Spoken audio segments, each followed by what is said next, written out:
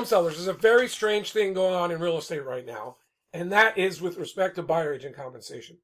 Your realtor badly needs a form documenting the fact that you are starting with an offer of zero buyer agent compensation to buyer's agents. It's so important that they document this, yet they don't have the forms. The California Association of Realtors removed these forms from listing agents at the request of the Department of Justice.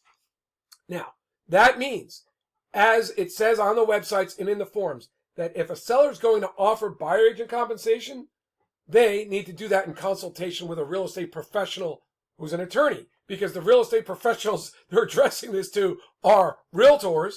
And when the California Association of Realtors and the National Association of Realtors say that, they mean attorneys. So they've been said, look, if your seller is going to offer buyer agent compensation, it's legal, but you need an attorney on the team. What are listing agents doing? They've got no forms, so they're just sitting back and letting it happen. They're being passive. They're saying, they're going to scenario number 2 on this form, and they're saying offers will come in, buyer agent compensations will then be requested, and we'll deal with it then. And let me just tell you the thing they're not telling you. Buyer agent compensation has now been put in the hands of the buyer agent, and the buyer agent, if they're a realtor, is making their buyer agree to compensation levels before they even show the property. And the training is, and all the reports I see, is that the buyer's agents, they figure it's hard enough to get the buyer to sign the agreement, but once they do, they might as well request the max. So they're going in requesting 2.5% or 3% on their forms. They're saying, don't worry, we'll show you properties where the buyer agent's going to pay, the seller's going to pay it. It's not going to have to come out of your pocket. So what's happening is that listing agents are passive, and they're following the worst possible scenarios, and they're doing scenario 2. Scenario 2 is so bad because it can lead to different levels of buyer agent compensation, leaving you open to all sorts of lawsuits, from compromising fiduciary duty, from offering different amounts to different protected groups. Like, do you really want a potential discrimination type lawsuit being able to be filed against you? I mean, can you think about how easily plaintiffs' lawyers will be extracting dollars when you've been offering inconsistent levels of buyer agent compensation, doing it on an ad hoc basis, or saying no or not accepting offers? I mean, scenario 2 is the absolute worst scenario.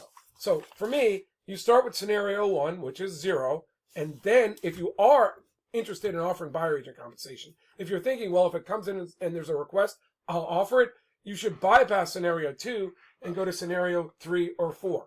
Scenario 3 is what I have experience with. It works really well. It created multiple offers, and effectively, the way we did it, it brought buyer agent compensation down to 0. And I have other videos on that. And then scenario 4 is the best scenario. It's the scenario that led to multiple offers that we used in the old days. It just so happened my seller's property was in enough demand that we didn't even have to worry about scenario 4. But I'll also go over scenario 4 with you in the training for really leveraging buyer agent compensation the way realtors were able to before the realtor apocalypse last August. So that's August 2024. My name is John McConnin. I'm a real estate attorney and a broker. Now, you can get this form and the training by going to, well, my website's winnerscheck.com. Where you can get it is at sellerform.winnerscheck.com. Or just click the link if you're seeing this at an ad. Once again, my name is John McConnin. This training and this form, like I said, your realtor should be very, very pleased that you're starting off documenting in writing at your 0. Even if you don't use this form, I absolutely suggest in every scenario I've ever thought about that you and your realtor, if the idea of agent compensation was even discussed, like the only way you'd be protected is say, we never discussed it and we listed the property. That's going to be super rare. If the idea of how much you're paying buyer's agents come up in your listing, please document that you started with 0 and that it stayed that way until after the property was listed.